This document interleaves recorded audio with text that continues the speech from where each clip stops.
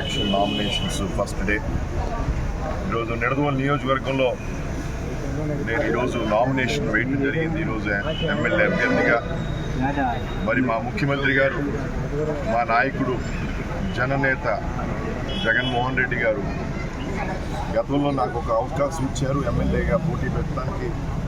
మరి ఎమ్మెల్యేగా గెలిచి ఈ నియోజకవర్గంలో అనేక కార్యక్రమాలు చేయడం జరిగింది. అనేక పథకాలు కూడా అందరికీ అందజేయడం జరిగింది.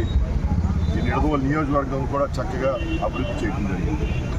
మరి ఈరోజు మా జగనన్న నాకు మళ్ళీ కూడా అవకాశం ఇవ్వడం జరిగింది. రెండోసారి కూడా పోటీ పెట్టే అవకాశం.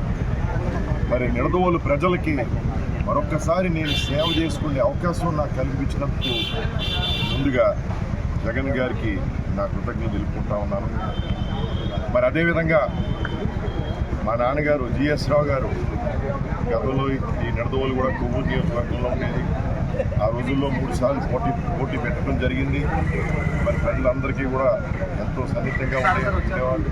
మరి ఈరోజు ఆయన అనారోగ్యం వల్ల హైదరాబాద్ హాస్పిటల్లో ఉన్నారు. తప్పకుండా ఆయన కూడా ఇక్కడ ఉండుంటే నాకు చాలా సంతోషంగా ఉండేది. బట్ ఆయన దీవెనతో, ఆయన ఆశీర్వాదాలతో ఈరోజు నేను ఇక్కడ నామినేషన్ వేయడం. అదేవిధంగా మా స్నేహితులు, మరి అదేవిధంగా ఈస్ట్ గోదావరి వైఎస్ఆర్సీపీ పార్టీ అధ్యక్షులు, రాజానగర్ ఎమ్మెల్యే లక్ష్మణుడు రాజా గారు కూడా ఇక్కడ రావడం, నామినేషన్ టైంలో ఆయన నాకు శుభాకాంక్షలు తెలుపడానికి, నాకు గుడ్ విషెస్ చెప్పడానికి ఆయన వచ్చినందుకు ప్రత్యేక కృతజ్ఞతలు తెలుపుకుంటా ఉన్నాను. అదేవిధంగా ఇందాక కొంత అరగంట క్రితం మన ఎంపీ అభ్యర్థి డాక్టర్ గూడూరు శ్రీనివాస్ గారు కూడా వచ్చి కలిసి వెళ్ళడం జరిగింది. మరి ఈరోజు ప్రతి ఒక్కరు దీవెనలు, ఆశీర్వాదంతో ఈరోజు నేను నామినేషన్ వేయడం జరిగింది. ఈరోజు చక్కగా మన నిడదవోలు నియోజకవర్గం పెద్ద ఎత్తున డెవలప్మెంట్ జరుగుతూ ఉంది, అభివృద్ధి జరుగుతూ ఉంది. ఈ విషయం మీద అనేక సార్లు మాట్లాడటం జరిగింది. ప్రతి గ్రామంలో సచివాలయాలు, రైతు భరోసా కేంద్రాలు, హాస్పిటల్స్, స్కూళ్ళన్నీ నాడు నేడులో చక్కగా బాగు చేయడం, water pipe lines, water tanks, roads, drains, అనేక అభివృద్ధి కార్యక్రమాలు ఇప్పటికే చేయడం జరిగింది.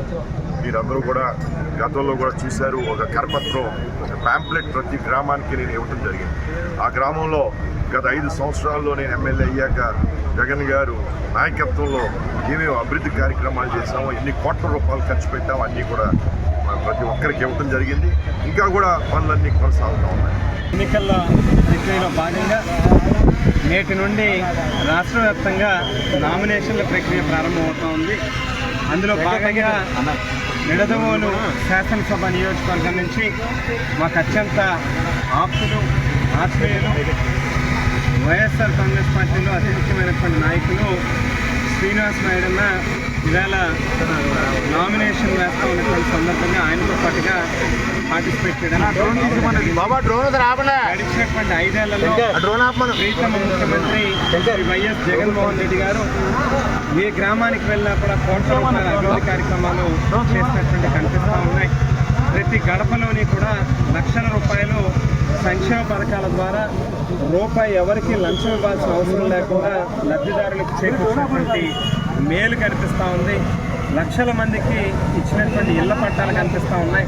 పరిపాలనా వ్యవస్థల్లో అనేక సంస్కరణలు తీసుకొచ్చి ప్రతి పేదవాడికి కూడా మంచి చేయాలి. ఈ రాష్ట్రాన్ని అన్ని రంగాల్లోని కూడా పారిశ్రామిక రంగం కావచ్చు, వ్యవసాయ రంగం కావచ్చు, విద్యారంగం కావచ్చు, వైద్య రంగం కావచ్చు, లేక పర్యాటక రంగం కావచ్చు, ఇట్లా అన్ని రంగాల్లోని కూడా సర్వతోముఖాభివృద్ధి చెందాలి అనేటువంటి లక్ష్యంతో జగన్మోహన్ రెడ్డి గారు అడుగులు వేస్తూ ఉన్నారు.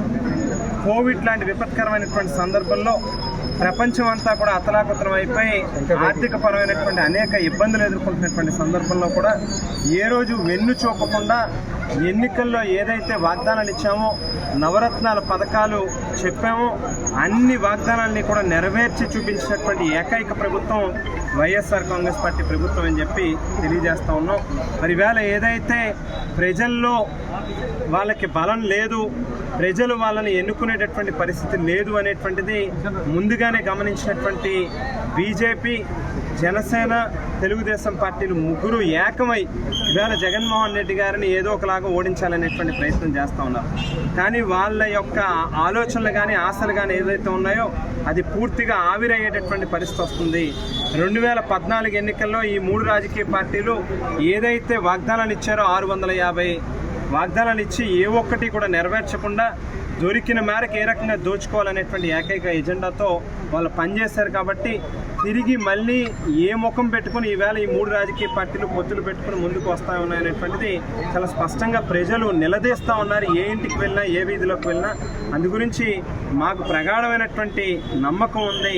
ప్రజలకు చేసినటువంటి మంచికి ప్రజలు తిరిగి మళ్ళీ వైఎస్ఆర్ కాంగ్రెస్ పార్టీకి పట్టం కడతారనేటువంటి దాంట్లో ఏ రకమైనటువంటి అనుమానం లేదు.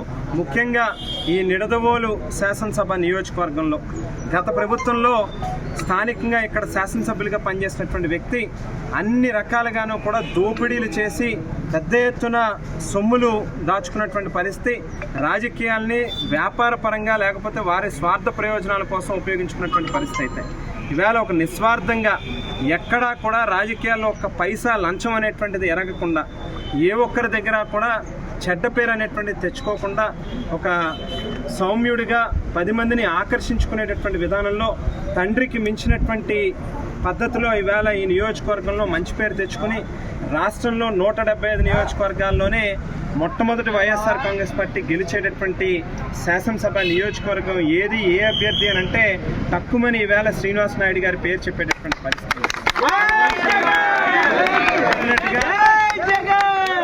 ఈ నియోజకవర్గంలో కేవలం మెజారిటీ కోసమే ఆలోచన చేస్తూ ఉన్నాం తప్పితే ఎక్కడా కూడా గెలుపు అనేటువంటి అంశం గురించి ప్రస్తావనే లేదు. డెఫినెట్గా ఈ నియోజకవర్గంలో శ్రీనివాస్ నాయుడు అన్న గెలవబోతా ఉన్నాడు. ఎంత మెజారిటీతో గెలవబోతా ఉన్నాడు అనేటువంటిది మాత్రమే ప్రశ్న. డెఫినెట్గా ఆయన్ని మరోసారి ప్రజలు అవకాశం ఇస్తారు. ఈ నియోజకవర్గంలో జరుగుతున్నటువంటి అభివృద్ధి, సంక్షేమ పథకాలన్నింటినీ కూడా కొనసాగించడం కోసం మరోసారి ఆయన్ని ఎన్నుకుంటారనేటువంటి నమ్మకాన్ని వ్యక్తం చేస్తూ మరోసారి ఆయనకి పత్రికాముఖంగా కూడా అన్నకి శుభాకాంక్షలు తెలియజేస్తూ wish you all the very best. మరిన్ని వీడియోస్ కోసం ఛానల్ ని సబ్స్క్రైబ్ చేయండి. లేటెస్ట్ అప్డేట్స్ కోసం వాట్సాప్ ఛానల్ ని ఫాలో చేయండి. అండ్ లింక్ డిస్క్రిప్షన్ లో ఉంది.